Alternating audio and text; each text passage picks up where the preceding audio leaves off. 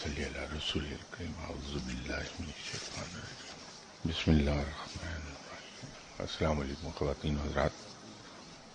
2 Sundays پہلے کسی صاحب نے ایک سوال مجھ سے پوچھا تھا یاجوج ماجوج کے بارے میں۔ انفارچونیٹلی وہ میرے ذہن سے نکل گئی بات، تو لاسٹ سنڈے ان صاحب نے مجھے دوبارہ ریمائنڈ کرایا تھا دعا کے دوران۔ میں ان سے معذرت چاہتا ہوں کہ بڑھاپے کی وجہ سے بہت سی چیزیں ذہن سے نکل جاتی ہیں۔ ویسے یہ بہانہ اچھا ہے کہ آدمی جن چیزوں کو بھلانا چاہے اس کو بڑھاپے کی آڑ لے کے اور یادداشت کی کمزوری کی آڑ لے کے بڑی خوبصورتی سے آدمی کہہ دیتا ہے کہ صاحب سوری میں بھول گیا۔ سورہ کہف میں ذکر ہے یاجوج ماجوج کا۔ اس کے بارے میں کوئی آتھینٹک ریکارڈڈ ہسٹری نہیں ہے، لیکن اندازہ یہی ہے کہ یہ حضرت عیسیٰ علیہ السلام کی پیدائش سے کوئی 1500 سال پہلے قوم مشرق میں بستی تھی۔ یہ مضبوط جسم کے، چوڑے چہرے اور چھوٹی آنکھوں اور چھوٹے قد کے لوگ ہیں۔ ان کے بارے میں جو نشانیاں بیان کی گئیں ان سے لوگوں نے یہ اندازہ لگایا کہ غالباً ان کا تعلق چین سے ہے یا منگولز ہیں۔ یہ ہسٹورینز زیادہ تر اس چیز پر متفق ہیں کہ یہ منگولز ہیں، کیونکہ ان کے بارے میں کہا یہ جاتا ہے کہ یہ چھپکلیاں، سانپ، دوسرے کیڑے مکوڑے، گھوڑے، خچر، یہ سب کو کھا جاتے تھے۔ تو ہمارے یہاں جو فار ایسٹ کے علاقے ہیں یا چائنا کا علاقہ ہے وہاں یہ سب چیزیں کھائی جاتی ہیں۔ تو اس حلیے اور ان نشانیوں کے ساتھ یہی گمان ہے کہ شاید منگولز یا چائنیز نسل ہے۔ آپ صلی اللہ علیہ وسلم کا بھی اس سلسلے میں ایک فرمان موجود ہے کہ یہ قوم اس وقت ظاہر ہوگی جب دنیا پر حضرت عیسیٰ علیہ السلام حکومت کر رہے ہوں گے، اور یہ سیلاب کی طرح اس وقت آئیں گے۔ رب تعالی حضرت عیسیٰ علیہ السلام کو یہ حکم دے گا کہ وہ کوہ طور پر پناہ لے لیں، کیونکہ اس وقت سبھی مسلمان ہوں گے اور سب لوگ حضرت عیسیٰ علیہ السلام کے ساتھ کوہ طور پر چلے جائیں گے، اور ایک وقت آئے گا کہ کوہ طور کے اس دامن میں خوراک کی قلت ہو جائے گی، اور حضرت عیسیٰ علیہ السلام اور دوسرے مسلمان اللہ کے حضور دعا کریں گے کہ یا اللہ ہم پر سے رزق کی تنگی ہٹا لے۔ تو رب تعالی ایسی وبا پھیلا دے گا زمین پر جو کیڑوں کی صورت میں ہوگی، اور وہ کیڑے یاجوج ماجوج قوم کے گردن کو کھانا شروع کر دیں گے، جس سے یاجوج ماجوج قوم پوری ہلاک ہو جائے گی۔ اور اس کے بعد حضرت عیسیٰ علیہ السلام اپنے فالوورز کے ساتھ کوہ طور سے نیچے اتر آئیں گے، اور وہاں چونکہ اسمیل پھیلی ہوگی ڈیڈ باڈیز کی وجہ سے، تو حضرت عیسیٰ علیہ السلام اور ان کے فالوورز دعا کریں گے اللہ کے حضور کہ یا اللہ ہمیں اس بیڈ اسمیل سے نجات عطا کر دے، جس کے نتیجے میں رب تعالیٰ ایسے جانور بھیج دے گا جن کی گردنیں اونٹ کی طرح لمبی ہوں گی، اور وہ ان لاشوں کو اٹھا کر لے جائیں گے، لیکن جو ان کے ریزیڈیولز باقی رہ جائیں گے اور جو کیڑے وہاں باقی رہ جائیں گے، اس کے لیے رب تعالیٰ آسمان سے اتنی تیز بارش برسائے گا کہ وہ تمام زمین دھل جائے گی اور ان کیڑوں سے پاک ہو جائے گی۔ اسی سلسلے میں ایک روایت ہے کہ جب یہ یاجوج ماجوج قوم ظاہر ہوگی تو وہ جہاں جہاں ان کے راستے میں پانی آئے گا اس سب پانی کو پی جائیں گے، حتیٰ کہ فلسطین میں ایک بڑی جھیل ایک زمانے میں تھی، تبروز غالباً اس کا نام تھا، کہ وہ اس جھیل کا پانی بھی سب پی جائیں گے اور اسے خشک کر دیں گے۔ جیسے میں نے عرض کیا کہ ان کے بارے میں کوئی آتھینٹک ہسٹری ریکارڈ نہیں ہوئی یاجوج ماجوج قوم کے بارے میں. قرآن پاک نے بھی زیادہ تفصیل اس کے بارے میں بیان نہیں کی ہے، لیکن خیال یہی ہے کہ یہ چائنا کا ایک پروونس ہے، زینہو. آج کل ایک بڑا انڈسٹریل زون ہے وہ. مجھے اتفاق ہوا وہاں میں نے وزٹ کیا، لیکن وقت کی کمی اور کام کے پریشر کی وجہ سے میں اس وادی میں جا نہیں سکا، جس کے بارے میں یہ کہا جاتا ہے کہ یاجوج ماجوج قوم آج کل وہاں قید ہے. لیکن جو چائنیز لوگوں سے وہاں میری بات چیت ہوئی، انہوں نے کنفرم کیا کہ وہاں 2 پہاڑیاں موجود ہیں اور ان کے درمیان جو فاصلہ ہے وہاں ایک دیوار بنی ہوئی ہے. اس دیوار کو وہ لوگ دی فرسٹ گریٹ وال کہتے ہیں چائنیز. اسی یاجوج ماجوج قوم کے سلسلے میں ایک روایت یہ ہے کہ ایجپٹ کے فرعون گزرے ہیں. ایک بڑے فرعون تھے، امنہن دی 3 اس کا نام تھا. اس کے یہاں ایک بچہ پیدا ہوا. جب وہ 1362 قبل عیسوی میں تخت پر بیٹھے تو انہوں نے اپنا نام اکھنٹن رکھ دیا، اور 1360 قبل عیسوی کے لگ بھگ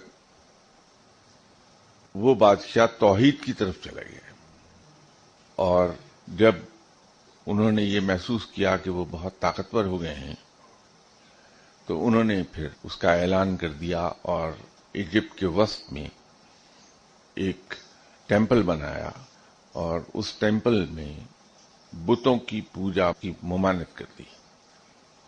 اور یہی بادشاہ مسلمانوں کے نزدیک ذوالقرنین علیہ السلام کے نام سے جانے جاتی ہیں. یہ وہ بادشاہ ہیں جنہوں نے شاید سب بادشاہوں سے زیادہ مشرق اور مغرب کی طرف سفر کیا، پھر شمال اور جنوب کی طرف سفر کیا. یہ اس جگہ کو دیکھنا چاہتے تھے جہاں سے سورج طلوع ہوتا ہے. تو وہ ایسٹ میں مالدیو کے جزائر تک آ گئے. اس کے کرائن اور آثار ملتے ہیں. مالدیو کے جزائر کے قریب ہی ایک اور جزیروں کا مجموعہ ہے، 1000 جزیرے چھوٹے چھوٹے. خود مالدیو بھی سے آپ کو معلوم ہے کہ جزائر کا مجموعہ ہے، اور اس میں کچھ جزائر تو ایسے ہیں جو صرف اتنے بڑے ہیں کہ ان پر ایک 5 اسٹار ہوٹل بنا ہوا ہے اور جزیرہ ختم ہو گیا. اتنے مختصر ہیں. بڑے سے بڑا جزیرہ بھی چند کلومیٹر لمبا اور چند کلومیٹر چوڑا ہے، لیکن خوبصورت علاقہ ہے. بہت گرمی شدید ہوتی ہے وہاں، ہیومیڈیٹی ہے.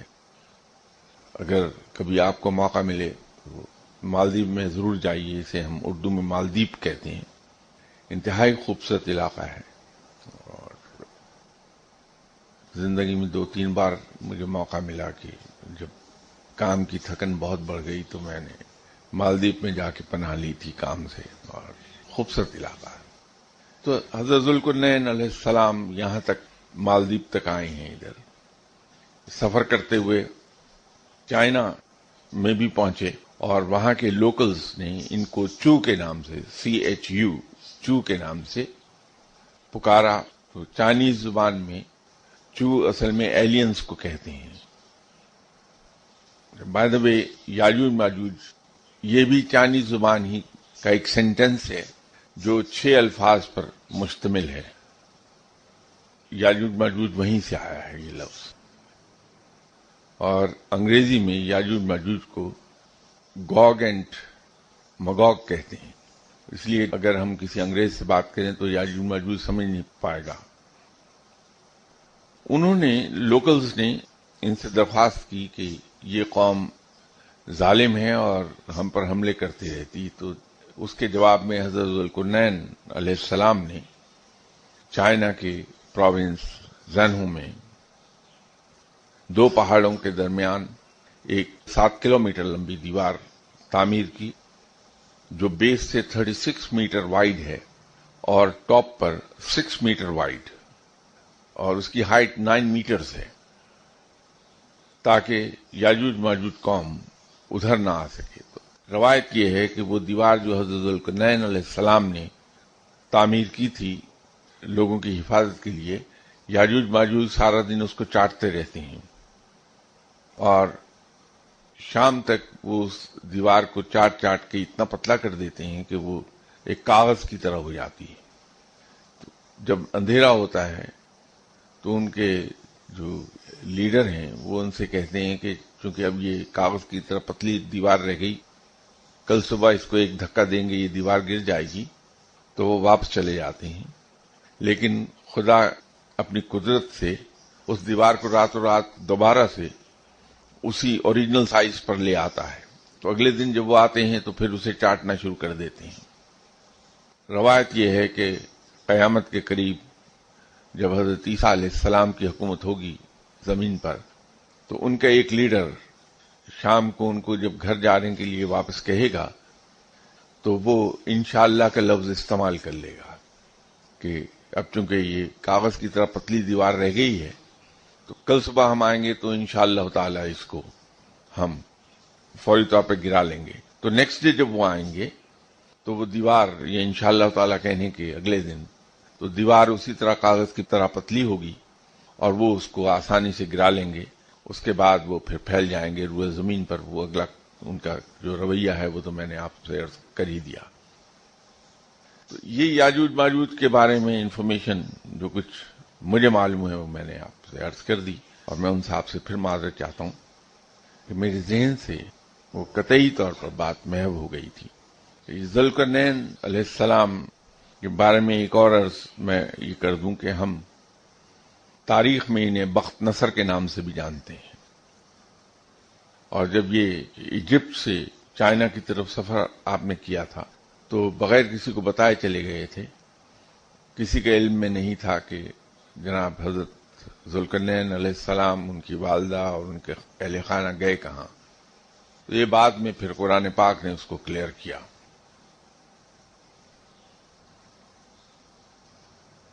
کسی صاحب نے لکھا ہے کہ سورہ رحمان میں کئی مقامات پر رب المشرقین و رب المغربین آیا ہے، اور اس کے ساتھ ہی وہ مشہور آیت ہے فَبِالْعَلَيْ رَبِّكُمَا تُكَذِّبَانِ۔ اب یہ اس میں کیا جاننا چاہ رہے ہیں مجھے معلوم نہیں۔ رب تعالیٰ نے اپنے آپ کو رب المشرق بھی کہا، رب المغرب بھی کہا، رب المشرقین بھی کہا، رب المغربین بھی کہا۔ اس کے بارے میں بہت سی تشریحات کی ہیں۔ ایک صاحب نے اس کی جو تفسیر بیان کی، شاید میں اس کے ساتھ متفق نہ ہو پاؤں جو تشریح ان صاحب نے کی ہے۔ علماء کا کہنا کچھ کا یہ ہے کہ رب المشرقین اور رب المغربین جو رب نے اپنے آپ کو کہا، اس سے مراد یہ ہے کہ ہر ملک کی اپنا ایک مشرق ہے، ہر ملک کا اپنا ایک مغرب ہے۔ ایک ملک میں رہنے والے لوگ جہاں سے سورج طلوع ہوتے دیکھتے ہیں اس کو مشرق کہتے ہیں، اور جہاں سورج غروب ہوتے دیکھتے ہیں اسے مغرب کہتے ہیں۔ تو یوں یہ کئی ایک مشرق اور کئی ایک مغرب ہو گئے، تو اس نسبت سے رب نے اپنے آپ کو رب المشرقین و رب المغربین کہہ دیا، اور جہاں اس نے اپنے آپ کو رب المشرق و رب المغرب کہا اس سے مراد زمین کا مشرق اور زمین کا مغرب ہے۔ I really find hard to agree to that viewpoint۔ روحانیت کے لحاظ سے جس طرح سے زمین پر خانہ کعبہ ہے، اسی طرح آسمانوں پر خانہ کعبہ پروجیکٹ ہوا ہے۔ یہ یوں کہیے کہ جو آسمان پر خانہ کعبہ ہے جسے بیت المعمور کہتے ہیں، اس کی پروجیکشن زمین پر ہے، اور یہ یہاں خانہ کعبہ ہم کہتے ہیں۔ تو اسی طرح آسمانوں کی مشرق اور مغرب بھی ہیں، تو زمین کی، اور جیسے میں نے کسی نشست میں یہ عرض کیا تھا کہ کائنات میں کل 70,000 جہان اور 20,000 عالم ہیں، تو وہ جو 20,000 عالم ہیں ان کی بھی مشرق اور مغرب ہے۔ اسی طرح آسمانوں کی مشرق اور مغرب ہے، زمین کی مشرق و مغرب ہے، تو جہاں رب تعالیٰ نے اپنے آپ کو رب المشرقین و رب المغربین کہا، اس سے رب کی مراد غالباً یہی ہے کہ آسمانوں کا مشرق اور آسمانوں کا مغرب، زمین کا مشرق اور زمین کا مغرب، ان 20,000 عالموں کا مغرب اور اس کا مشرق، سب کا مالک رب ہے۔ تو اس کو اگر جمع کے صیغے میں لیں گے تو مشرقین والمغربین بن جائے گا۔ جہاں تک نعمتوں کے جھٹلانے کی بات ہے، تو میرے خیال میں تو اس کی کسی قسم کی وضاحت کی ضرورت پڑتی ہی نہیں ہے۔ اگر میں اپنی ذات کی طرف دیکھ لوں تو میں ذاتی طور پر اس آیت کی تفسیر ہوں۔ میں صبح سے شام تک رب تعالیٰ کے حضور یہ عرض کرتا رہتا ہوں، یا اللہ تو نے یہ نہیں دیا مجھے، یا اللہ تو نے مجھے وہ نہیں دیا، یا اللہ تو نے میرا یہ کام نہیں کیا، یا اللہ تو نے میرا وہ کام نہیں کیا، یا اللہ تو نے میری یہ دعا نہیں سنی، یا اللہ تو نے میری وہ دعا نہیں سنی۔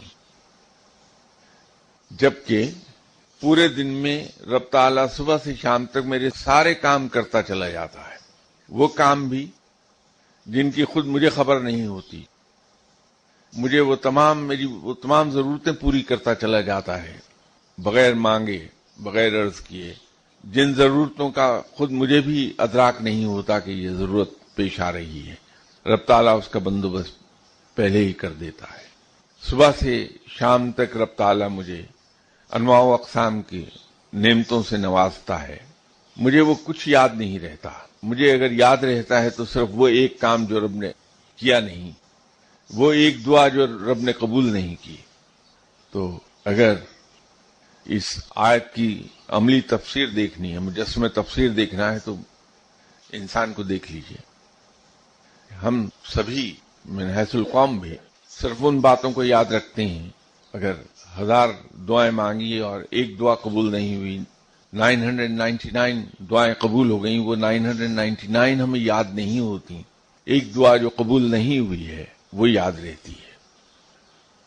تو یہ آیت اسی کی تفسیر ہے، اس آیت نے اسی کو بیان کیا ہے۔ حالانکہ ہم رب تعالیٰ سے اس طرح بھی مانگ سکتے ہیں کہ یا اللہ تیری بڑی مہربانی، تو اتنا رحیم و کریم اور اتنا مہربان ہے کہ تو وہ بھی عطا کرتا ہے جو ہم مانگتے ہی نہیں تجھ سے، تو ہماری وہ ضروریات بھی پوری کر دیتا ہے جن کا خود ہمیں ادراک نہیں ہے۔ یا اللہ تو ہمیں وہ کچھ عطا کرتا ہے جس کے ہم حقدار نہیں، یہ صرف تیری رحمت ہے کہ تو ہمیں وہ سب عطا کر دیتا ہے جس کے ہم حقدار نہیں۔ جہاں اتنی رحمتیں کرتا ہے، یہ رحمت بھی کر دے، یہ کام بھی میرا کر دے، تو اس میں شکر گزاری کا ایک پہلو نکل آئے گا، بجائے اس کے کہ ہم اس کی نعمتوں کو جھٹلا رہے ہوں۔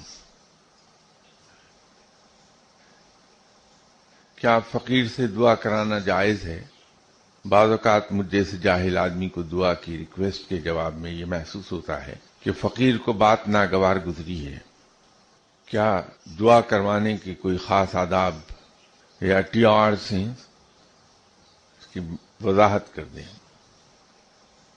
دوسروں سے دعا کرانا سنت ہے، دعا کروانے میں حرج نہیں ہے، ضرور کروائیے، بلکہ اچھا ہے کہ خود بھی دعا کیجئے، دوسروں سے بھی دعا کروائیے اپنے لیے۔ لیکن ہم عیسائیت کی طرح اپنی عبادات کو بھی کمپارٹمنٹلائز نہ کر دیں، اس کو سیکشنلائز نہ کر دیں کہ عبادت کروانا پادری کا کام ہے، اپنے گناہوں کا کنفیشن پادری کے سامنے کر لیا جائے اور اس سے کہا جائے کہ ہماری بخشش کی دعا کر دو کہ اللہ ہمارے گناہ معاف فرما دے، اور وہ جب پادری کہہ دے کہ ہاں جاؤ تمہارے گناہ معاف کر دیے گئے، اور وہ پادری صاحب اپنی فیس لے کے جیب میں ڈال لیں، تو خوش خوش ہم چلے آئیں کہ صاحب فادر نے دعا کر دی، میرے گناہ معاف کر دیے گئے۔ ہم یہ کمپارٹمنٹلائز نہ کریں اس کو۔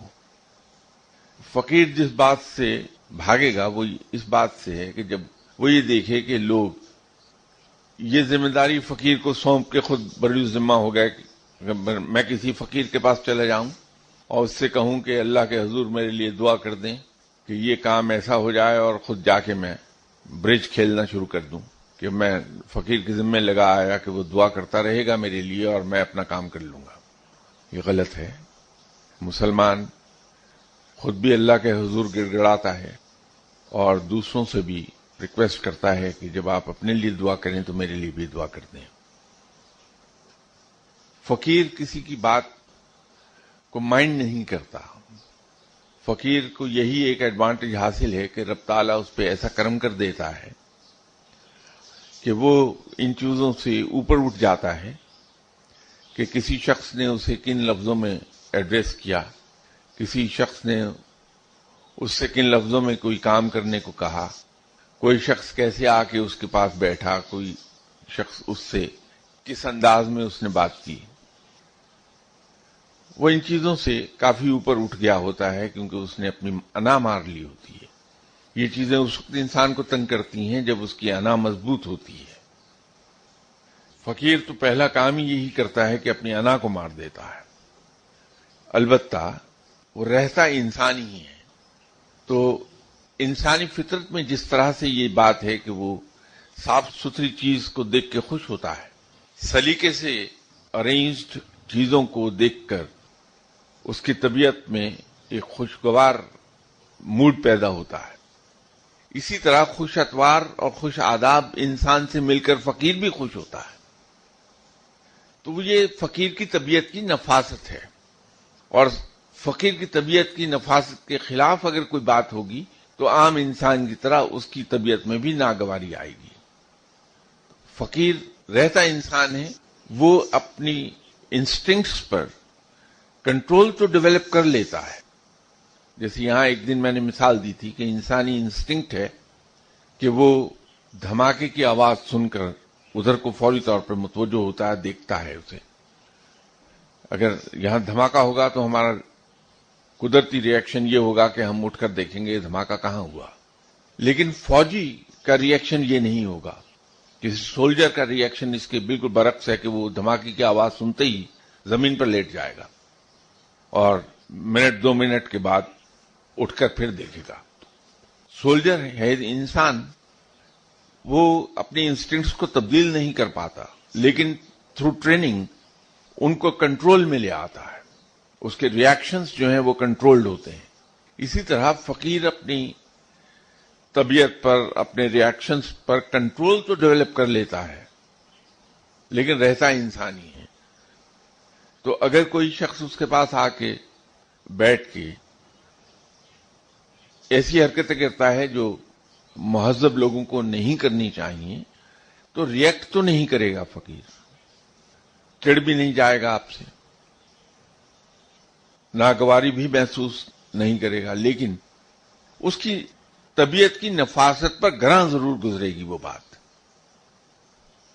تو جب ہم کسی فقیر کے پاس جاتے ہیں، اب مجھے ایک عادت ہے کہ میں جب فقیر کے پاس جاتا ہوں دعا کروانے، تو عام طور پر میں نے دیکھا کہ بغیر کسی پلان کے، بغیر کسی ارادے کے، میں 1857 سے اپنی بات شروع کرتا ہوں. اگر مجھے یہ دقت رہتی ہے کہ مجھے قمیض کا بٹن بند کرنے میں 3-4 سیکنڈ لگ جاتے ہیں، وہ مجھے گوارا نہیں ہے، تو میں اکثر فقیروں کے پاس جاتا ہوں دعا کرانے. تو میں 1857 سے کہانی شروع کرتا ہوں کہ میرے دادا کے دادا شیروانی پہنتے تھے 1857 میں، تو ان کو بٹن بند کرنے میں دقت ہوتی تھی، تو انہوں نے اس کی جگہ زپ استعمال شروع کر دی. پھر میرے دادا کے والد نے اس کو فردر امپروو کر لیا. تو کرتا کرتا میں پھر اپنی ذات پہ آتا ہوں اور اس کے بعد میں ان سے کہتا ہوں کہ صاحب یہ میری شرٹ کا بٹن جو ہے یہ بند کرنے میں آج کل مجھے 3.5 سیکنڈ لگ رہے ہیں، بڑا مشکل ہے، بہت ہی تکلیف میں ہوں، سمجھ میں نہیں آتا کدھر کنویں میں چھلانگ لگاؤں، یہ بٹن کم وقت 3.5 سیکنڈ میں بند ہوتا ہے. تو آپ دعا کر دیجئے یا کوئی وظیفہ دے دیجئے میرا بٹن خود بخود بند ہو جایا کرے. اب وہ فقیر بیچارہ، یہ میری کہانی جو 1857 سے شروع ہوئی ہے، وہ اس تمام عرصے میں جسٹ ونڈرنگ اراؤنڈ کہ یہ صاحب کہاں جا کے بات کو ختم کریں گے، ان کا اصل مسئلہ کیا ہے. اب اس پر یہ بھی پریشر ہے کہ فقیر پر کہ بھائی بندہ تو آیا میرے پاس بٹن کا معاملہ لے کے، باہر 1000 آدمی اور بھی بیٹھا ہے انتظار میں، اگر یہ مجھے سیدھا ایک جملہ کہہ دیں تو وہ بے چین ہو رہا ہوتا، ناگواری نہیں ہے اس میں، وہ اس کی طبیعت کی بے چینی ہے، وہ اس کا ایک ایک رواں پکار پکار کر رہا، please be brief, please be brief. اب وہ میں یہ سمجھ رہا ہوں کہ وہ ناگواری کا اظہار کر رہا ہے، اصل میں وہ یہ کہہ رہا ہوتا ہے کہ پلیز شاہ صاحب ٹرائی ٹو بی بریف۔ لیکن اس کے برعکس اگر کبھی ایسا ہوا کہ میں جلدی میں ہوں، مجھے سنیما کا ٹکٹ خرید کے آیا، فلم شروع ہونے کا ڈر ہے کہ فلم شروع ہو جائے گی، تو میں کسی فقیر کے پاس گیا، ان سے ان کے حجرے کے دروازے ہی پہ میں نے سلام کیا بڑی تیزی سے، السلام علیکم جناب، میرا نام سرفراز احمد ہے، یہ دعا کر دیجئے میرا بٹن جلدی سے بند ہو جائے، السلام علیکم، میں جا رہا ہوں، چلا گیا۔ تو میں نے دیکھا فقیر نے بڑے دل سے دعا کر دی، فوراً وہ ویلکم کرتا ہے نیکسٹ ٹائم، اس میں ناگواری نہیں ہے، وہ اس کے اندر ایک بے چینی پیدا ہو رہی ہے کہ بات یہ آدمی مختصر کر لے تاکہ دوسروں کو موقع مل جائے بات کرنے کا، لیکن انفارچونیٹلی مختصر بات میرے لیے کرنا دشوار ہوتا ہے۔ تو آداب کی فکر نہ کیجیے، لیکن ایک چیز یاد رکھیے گا کہ صاف ستھرا انسان جس کے آداب بھی صاف ستھرے ہیں، نفیس ہیں، گفتگو بھی نفیس ہے،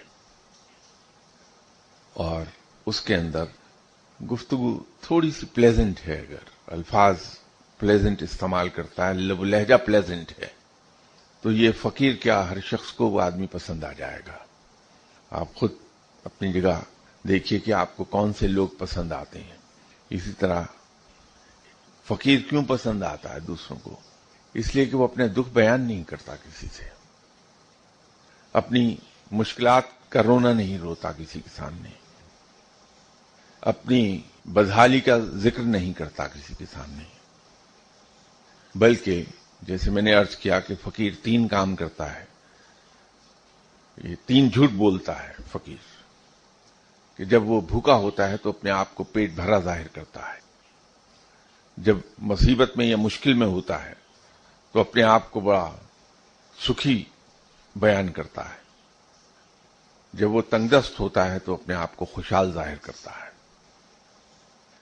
یہ اس کا ایک انداز شکر ہے جو رب کے حضور کو اختیار کرتا ہے کہ میں اپنے آقا کا شکوہ کیسے بیان کروں جو مجھے پالتا رہا، آج بھی پال رہا ہے، تو میں اس زبان سے کس طرح کہہ دوں کہ میرے آقا نے مجھے تنگ رکھا ہے، میرے آقا نے مجھے مشکل میں رکھا ہے، میرے آقا نے مجھے بیمار رکھا ہوا ہے۔ وہ کبھی نہیں کہتا، بلکہ ظاہر اس کے برعکس کرتا ہے۔ نتیجہ یہ ہے کہ فقیر سب کو پسند آتا ہے کہ اس کا کوئی دکھ ہی نہیں ہے جو کسی کے علم میں آئے، تو لوگ یہ سمجھتے ہیں کہ اسے کوئی دکھ نہیں، کوئی مشکل نہیں، کوئی تکلیف نہیں، ایسا نہیں ہے، وہ انسان ہے۔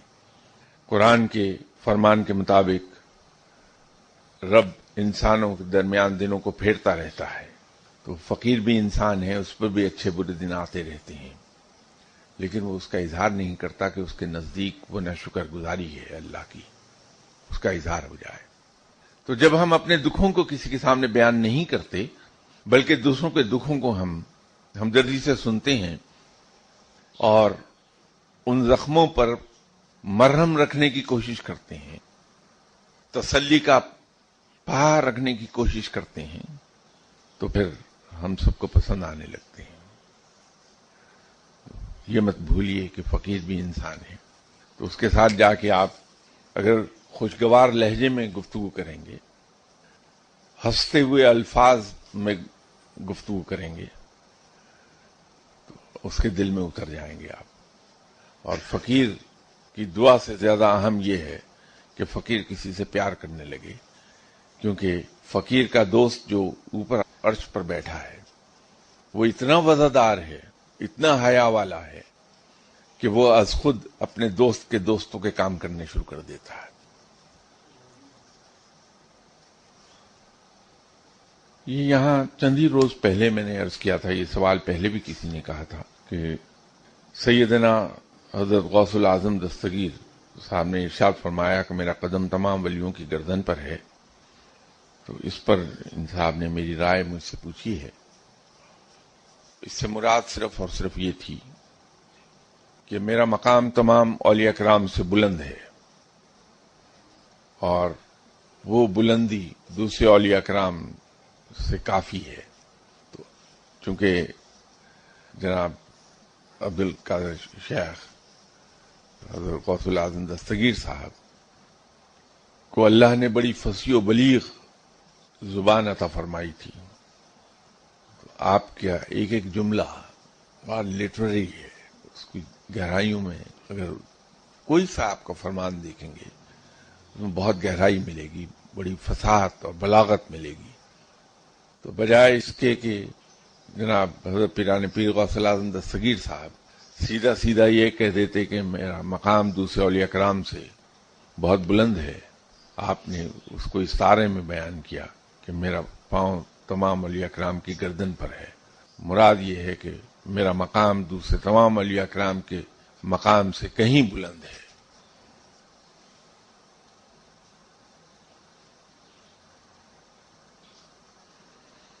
کسی صاحب نے سوال خاصا تفصیل سے پوچھا ہے کہ قرآن پاک کے مطابق قیامت اچانک آئے گی، احادیث کے مطابق قیامت سے پہلے حضرت عیسیٰ علیہ السلام، حضرت مہدی اور دجال بھی آئیں گے. قرآن مجید کے مطابق حضرت محمد صلی اللہ علیہ وآلہ وسلم خاتم النبیین ہیں. حضرت عیسیٰ علیہ السلام کو موت دے کر ان کا درجہ بلند کر دیا گیا ہے، جبکہ احادیث میں قرآن پاک کے برعکس پیغمبر عیسیٰ علیہ السلام دوبارہ دنیا میں تشریف لائیں گے اور جزیہ معاف کر دیں گے. قرآن کے برعکس قرآن مجید کی تصویر قیامت کے احادیث مبارکہ کا تصور قیامت بالکل مختلف اور اس کی ضد ہے. آپ کا اس بارے میں نقطہ نظر کیا ہے؟ قرآن پاک سمبولک بک ہے، اس میں واقعات کی تشریح عام طور پر، میں یہ نہیں کہہ رہا کہ تمام کی نہیں، بلکہ عام طور پر نہیں کی گئی ہے. قیامت کے روز جو کچھ ہوگا اس ایک دن کی ہیپننگز قرآن نے بیان کر دی ہیں کہ سورج سوا نیزے پر اتر آئے گا، پہاڑ روئی کے گالے بن کر اڑیں گے. پھر اس قیامت کے گزر جانے کے بعد کا ذکر ہے ایک سینٹنس کا کہ سورج اسرافیل پھونکا جائے گا اور مردے اٹھ کھڑے ہوں گے، زندہ کر لیے جائیں گے. احادیث عام طور پر ان آیات کی تفسیر بیان کرتی ہیں جو مختصراً بیان کی گئی ہیں قرآن پاک میں. تو قرآن نے تو قیامت کے روز کی ہیپننگز کو بیان کیا ہے کہ قیامت کے روز کیا کیا ہوگا. احادیث کے اندر قیامت کی نشانیاں بیان کی گئی ہیں کہ قیامت کے آنے کی نشانیاں کیا ہوں گی، کہ جب یہ واقعات پیش آئیں گے تو سمجھ لیا جائے کہ اب قیامت آ رہی ہے. قرآن میں یہ نشانیاں اس طرح سے بیان نہیں کی گئی ہیں، وہاں ہیپننگز ہیں اس کی. احادیث مبارکہ میں آپ صلی اللہ علیہ وسلم نے جو کچھ فرمایا ہے وہ اس کے قرائن و آثار بیان کیے گئے ہیں، ہیپننگز نہیں بیان کی گئی ہیں. باقی حضرت عیسیٰ علیہ السلام کو آسمان پر اٹھا کر نعوذ باللہ آپ صلی اللہ علیہ وسلم سے بلند مقام دے دیا گیا ہے، یہ قطعی طور پہ غلط ہے، قطعی طور پر غلط ہے. حضرت عیسیٰ علیہ السلام ضرور تشریف لائیں گے دنیا میں، لیکن ایک امتی کی حیثیت سے، ایک نئے رسول اور نئے پیغمبر کی حیثیت سے نہیں آئیں گے. نبوت اور رسالت کا سلسلہ منقطع ہو چکا ہمیشہ ہمیشہ کے لیے. اب کوئی نبی اور کوئی پیغمبر نہیں آئے گا. البتہ حضرت عیسیٰ علیہ السلام دنیا میں دوبارہ بھیجے جائیں گے بطور مسلمان کے، بطور ایک امتی کے. تو مقتدی کا درجہ امام سے بلند نہیں ہوتا. حضرت عیسیٰ علیہ السلام معراج کے رات آپ صلی اللہ علیہ وسلم کے پیچھے آپ صلی اللہ علیہ وسلم کی امامت میں نماز پڑھ چکے. مقتدی کبھی امام سے بڑا نہیں ہوگا. دوبارہ اتارے جائیں گے مصلحت کے تحت، لیکن بحیثیت امتی کے، پیغمبر کے نہیں، اور بحیثیت مسلمان آئیں گے. اس قرآن پاک کے تصور قیامت اور احادیث مبارک کے مطابق جو تصور قیامت ہے، مجھے نہیں معلوم کہ ان سے انصاف کی کیا مراد ہے. اگر نیکسٹ سنڈے اس کو ذرا سا واضح کر دیں تو شاید میں جواب دے پاؤں. دوسرا انہی صاحب کا سوال ہے کہ ذوالقرنین اور یاجوج ماجوج سے کیا مراد ہے. میں اتفاق کی بات ہے کہ ابھی عرض کر چکا تھوڑی دیر پہلے، اور انہوں نے اس اپنے سوال کے بارے میں ایک خوبصورت چیز لکھی کہ اسے عالم الغیب سے ای میل سمجھیے. تو بہت اچھا. یہ سوال خاصا لمبا ہے. سورہ طٰہٰ کی آیت کا ترجمہ وہ پوچھنا چاہ رہے ہیں، میں ضرور عرض کر دوں گا، لیکن یہ تھوڑا وقت لے جائے گی اور میں آپ کو غیر ضروری طور پہ یہاں بٹھانا نہیں چاہتا. اس کو نیکسٹ سنڈے انشاءاللہ میں عرض کر دوں گا. بلکہ اسی سوال کا دوسرا حصہ، اور دوسرا سوال بھی سورہ طٰہٰ ہی کی ایک اور آیت کے بارے میں ہے. تو یہ دونوں آیات کا ترجمہ بھی انشاءاللہ میں بیان کر دوں گا اور ان کی تشریح بھی کر دوں گا جن صاحب نے بھی یہ پوچھا ہے. اگلی اتوار تک کے لیے اجازت جناب، انشاءاللہ بشرط زندگی ملاقات ہوتی ہے. السلام علیکم.